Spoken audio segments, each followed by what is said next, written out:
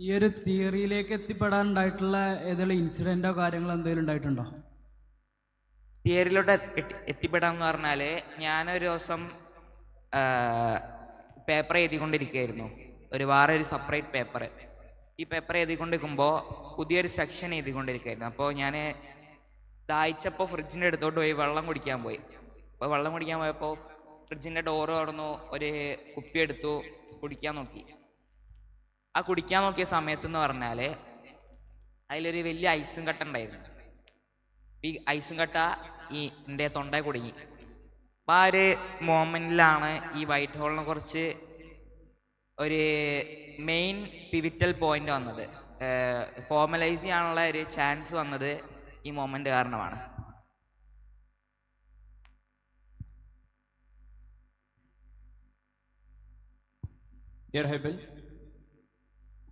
Black hole theory അതിൻ്റെ ഒരു ഭാഗമാണ് വൈറ്റ് ഹോൾ, അല്ലെങ്കിൽ അതിൽ നിന്ന് വേറെ തന്നെ ഡിഫറെൻ്റ് ആണ്?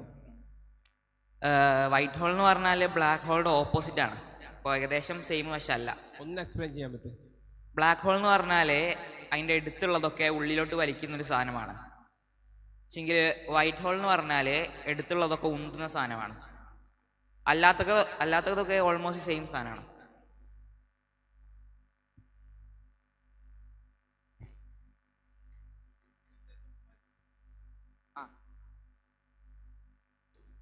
കറക്റ്റ് പെർസെൻറ്റേജ് നമുക്ക് പറയാൻ പറ്റില്ല. ഞാൻ ഡിസ്ക്രൈബ് ചെയ്തെന്ന് പറഞ്ഞാൽ എങ്ങനെയാണ് ഒരു ബ്ലാക്ക് ഹോൾ ഒരു വൈറ്റ് ഹോൾ ആവുക എന്നുള്ളതാണ്. ബാക്കിയുള്ളത് നമുക്ക് നോക്കാനേ പറ്റുള്ളൂ. കാരണം നമ്മളൊരു വൈറ്റ് ഹോളിൻ്റെ മോഡൽ പ്രപ്പോസ് ചെയ്താൽ ഫസ്റ്റ് ആരെങ്കിലും അത് കണ്ടുപിടിക്കണം. അപ്പോൾ സത്യം പറഞ്ഞാൽ വൈറ്റ് ഹോൾ ഉണ്ട് എന്ന് ആർക്കും ഉറപ്പില്ല. വൈറ്റ് ഹോൾ ഇതുവരെ ആരും കണ്ണുകൊണ്ട് കണ്ടിട്ടില്ല. പേപ്പറിൽ തിയറി ആയിട്ട് എഴുതുന്ന ഒരു സാധനമാണ്. ഹലോ, ഏബൽ കൂടുതൽ സ്കൂളിലൊന്നും പോയിട്ടില്ല എന്നാണ് മനസ്സിലാക്കുന്നത്. ഏബൽ എപ്പോഴാണ് ഇത്തരത്തിലുള്ള പഠനം തുടങ്ങിയത്? ആരാണ് ഏബലിനെ ഇതിന് സഹായിച്ചത്? അല്ലെങ്കിൽ ഏബലിൻ്റെ ടീച്ചർ, ഗൈഡ് ആരാണ്? ഞാൻ ഒരു 2ാം ക്ലാസ് വരെ സ്കൂളിൽ നല്ലോണം പോയിട്ടുണ്ടാവും. അതിൻ്റെ ശേഷം പ്രത്യേകിച്ച് പോയിട്ടില്ല. സഹായിച്ചെന്ന് പറഞ്ഞാൽ ഞാൻ എന്നെ തന്നെ സഹായിച്ചാണ്. വലിയ മെൻറ്റോറൊന്നും ഉണ്ടായിട്ടില്ല.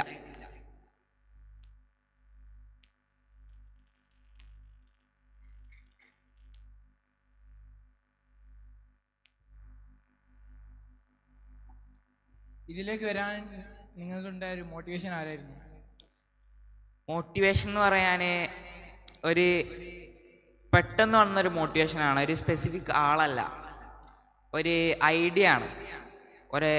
ഒരാളായിട്ടല്ല വന്നത്, ഒരു ഐഡിയ ആയിട്ടാണ് വന്നത്. ഇങ്ങനെയുള്ള തിയറികൾ എഴുതിയാൽ ഞാനിപ്പോൾ മരിച്ച് മണ്ണിൻ്റെ അടിയിൽ പോയാലും ഒരു 200-300 കൊല്ലം കഴിഞ്ഞാൽ ഞാൻ എഴുതിയ ഐഡിയകൾ ആൾക്കാർ സ്റ്റില്ല് എഴുതിക്കൊണ്ടേ നിൽക്കും. എന്നെ മറന്നു പോയാലും ഒരു ഐഡിയ കാരണമാണ് ഈ പേപ്പർ എഴുതാനുള്ള കാരണം.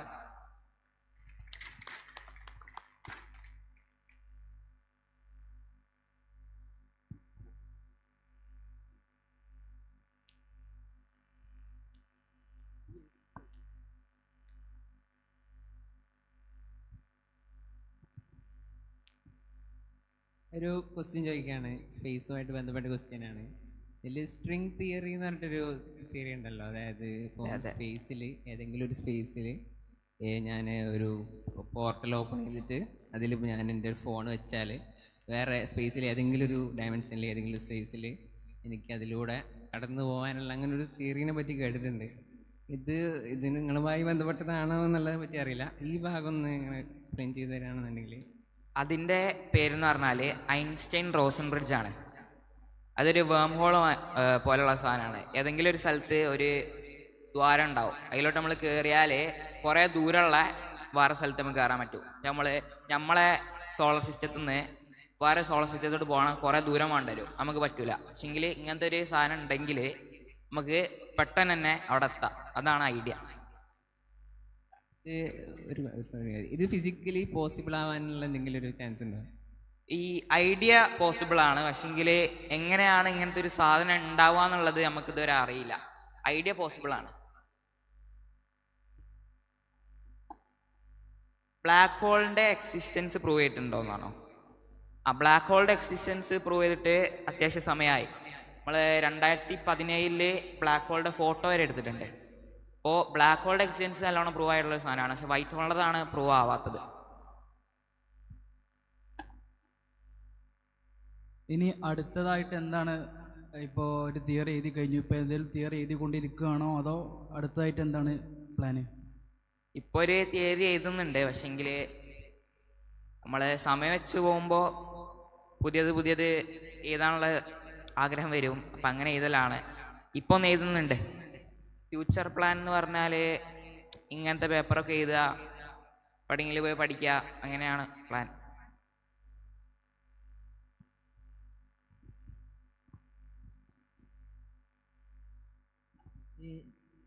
എനിക്കും ഈ ഫിസിക്സിനോട് നല്ല താല്പര്യമുണ്ട്. അപ്പോൾ ഈ പേപ്പറൊക്കെ എങ്ങനെ ഇതാ നമ്മൾ അവിടെ സബ്മിറ്റ് ചെയ്യുക, എങ്ങനത്തെ കാര്യങ്ങളൊക്കെ?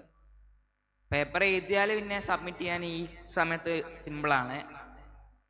പേപ്പർ എഴുതിയതിൻ്റെ ശേഷം നമുക്ക് സബ്മിറ്റ് ചെയ്യാനുള്ള കുറേ ഇതുണ്ട്. ഇപ്പോൾ ഫിസിക്സ് ആണെങ്കിൽ എമർജൻറ്റ് വെഞ്ചേഴ്സ് എന്ന് പറഞ്ഞ പ്രോഗ്രാമിൽ നമുക്ക് സബ്മിറ്റ് ചെയ്യാം. അത് സുഖമായിട്ട് നമുക്ക് സബ്മിറ്റ് ചെയ്യാം. പൈസ ഒന്നിൻ്റെ ആവശ്യമൊന്നുമില്ല. ഈ സാധാ A4 ഷീറ്റ് അങ്ങനെ ഇതിൽ എഴുതിയാൽ മതി? അല്ല, A4 ഷീറ്റിലല്ല. നമ്മൾ A4 ഷീറ്റിൽ എഴുതിയതിൻ്റെ ശേഷം നമ്മൾ കമ്പ്യൂട്ടറിലോട് ടൈപ്പ് സെറ്റ് ചെയ്യണം. അത് നമുക്ക് മൈക്രോസോഫ്റ്റ് വേർഡ് ഉപയോഗിക്കാം, അല്ലെങ്കിൽ അങ്ങനത്തെ എന്തെങ്കിലും ഉപയോഗിക്കാം. ഇത് എങ്ങനെയാണ് ഈ തിയറി, നമ്മൾ ഇക്വേഷന് കാര്യങ്ങളൊക്കെ നമ്മൾ കണ്ടുപിടിക്കണോ? നമ്മൾ കണ്ടുപിടിക്കണം ഇക്വേഷനൊക്കെ.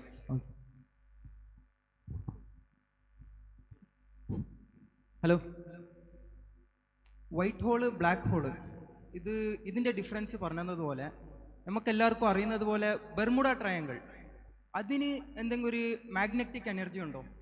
കാരണം പുള്ളി ചെയ്യുന്നത്, പുഷ് ചെയ്യുന്നത്, എങ്ങനെയെങ്കിലും ഇൻട്രാക്ട് ചെയ്യുന്നത്?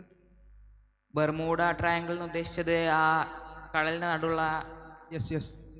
അത് സംഭവം എന്ന് പറഞ്ഞാൽ എൻ്റെ ഒരു ഐഡിയ വെച്ചിട്ട് ബെർമൂഡ ട്രയാങ്കിൾ ഒരു കോൺസ്പിറസി തിയറിയാണ്. അതൊരു കടലിൻ്റെ ഡേഞ്ചർ സ്ഥലമാണ്, അങ്ങനെ കാണാണ്ട് പോകുന്നതായിരിക്കും. സോ അതിൽ എന്തെങ്കിലും magnetic energy like white hole അങ്ങനെ ഉണ്ടാവാൻ ചാൻസ് ഇല്ല. കാരണം ഞാൻ പറഞ്ഞ പോലെ ഇതൊരു ഡേഞ്ചറസ് ഏരിയ ആണ്. അപ്പോൾ അങ്ങനെ കാണാണ്ട് പോകുമ്പോൾ ഓരോ കൺസ്പിരസി തിയറീസ് ഉണ്ടാവാനുള്ള ഇതുണ്ട്. Okay, thank you.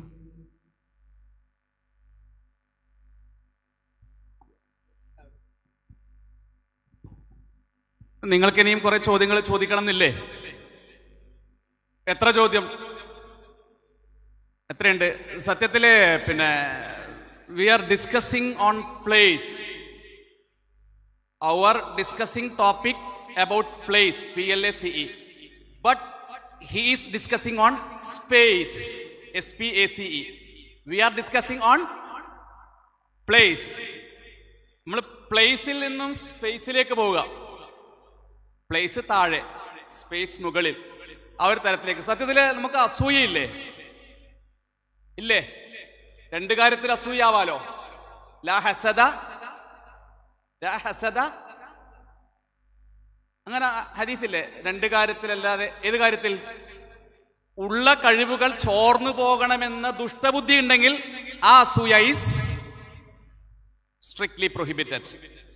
ബട്ട് അദ്ദേഹത്തിന്റെ confidence, self esteem, body language, physical expression, everything is fully positive. ആണോ അല്ലേ? ആണോ അല്ലേ? ഓക്കെ, നമുക്ക് ഹേബലിൽ നിന്നൊക്കെ യാത്ര അയക്കാലോ തൽക്കാലം. ചോദ്യം ഉണ്ടോ? Sorry, I am sorry. Okay, 2 questions. ഞാൻ മംഗലാപുരത്താണ്, so bear with my Malayalam. First question is, ഇപ്പോൾ നിങ്ങൾ പറഞ്ഞ white hole, all those stuff, those are like mostly theoretical papers, right?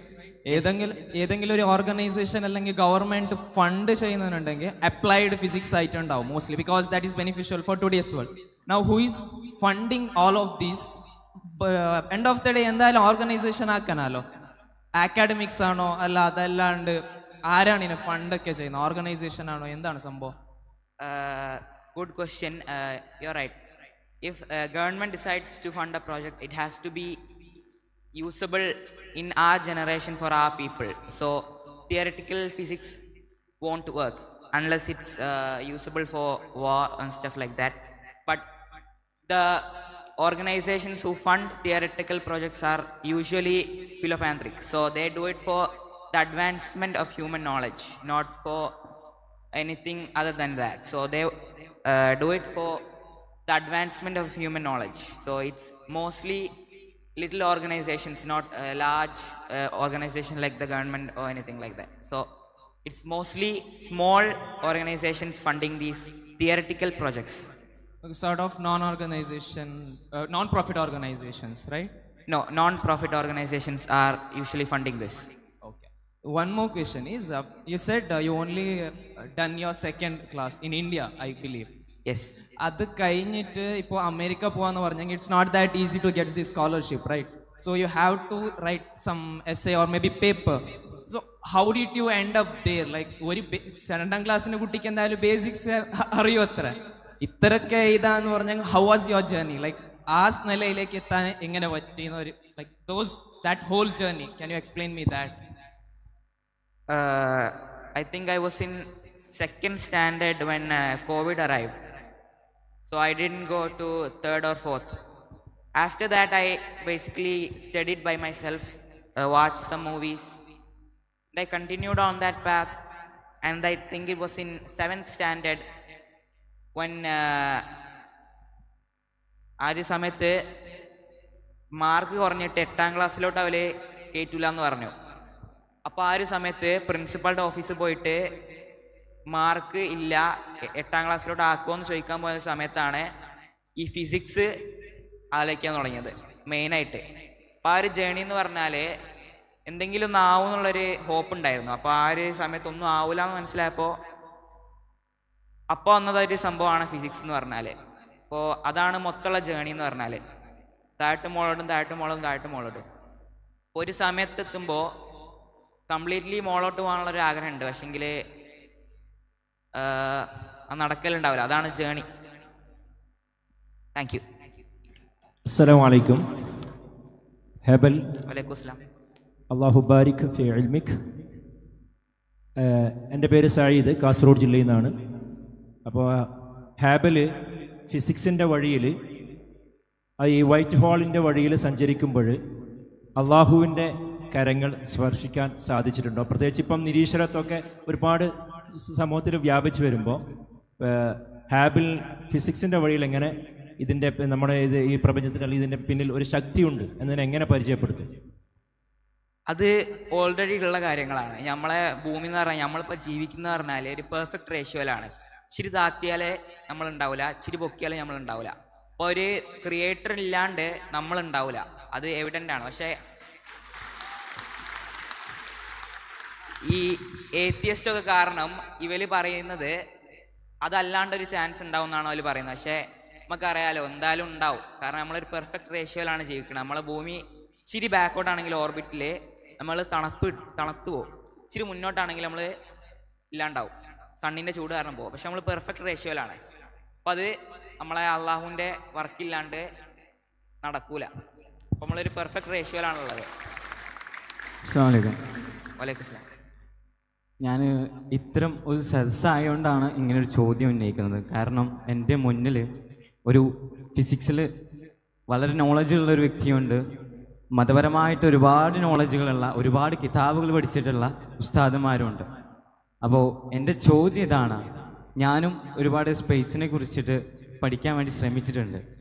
അപ്പോൾ ഈ നമ്മൾ പറയാറുണ്ട് സ്പേസിൽ, അഥവാ എനിക്ക് തോന്നുന്നു ഒരു മതപണ്ഡിതൻ്റെ കയ്യിൽ നിന്ന് തന്നെയാണ് കേട്ടിട്ടുള്ളത്, ഖുർആനിൽ പ്രതിപാദിക്കുന്നുണ്ട് നിങ്ങൾക്ക് ഭൂമിയിൽ സാധ്യമല്ലെങ്കിൽ ജീവിതം സാധ്യമല്ല എന്നുണ്ടെങ്കിൽ പോവുക എന്നുള്ളത്. എനിക്ക് ആ ഖുർആനിലുള്ള ഇത് തെളിവ് എനിക്കറിയില്ല, ഞാൻ ഒരാളുടെ നാവിൽ നിന്ന് കേട്ടതാണ്. അതിന് എനിക്ക് ഉസ്താദുമാർ ഇവിടെ നിന്ന് ഉത്തരം തരും ഞാൻ വിചാരിക്കുന്നു.